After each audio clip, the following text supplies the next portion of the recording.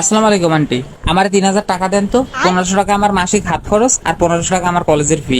আরে তুমি আমার কাছে টাকা চাচ্ছ কেন? আচ্ছা সমস্যা নাই, 1500 টাকা দেন, আমি কয়টা বই কিনবো আমার।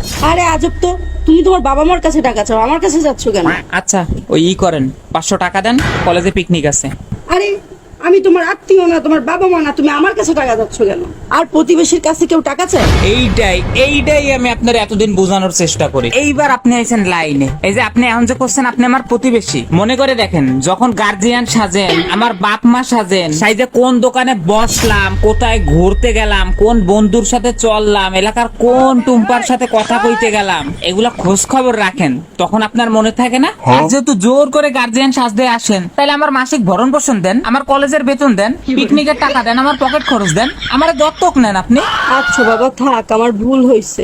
আচ্ছা ঠিক আছে, এর পরের দিন যেদিন শুনবো যে আপনি গিরিঙ্গি বাজাইছেন, এদিক ওদিক খোঁজ খবর নিয়ে কার সাথে চললাম, কি করলাম, এসব নিয়ে যখন গিরিঙ্গি বাজাবেন আমার বাপমার কাছে, একদম সোজা গাট্টি বস্তা নিয়ে আপনার ঘরে চলে আসবো। এই জায়গাটায় থাকবো, আপনার দত্তক নেওয়া লাগবে আমারে। মনে থাকে যেন কথাটা।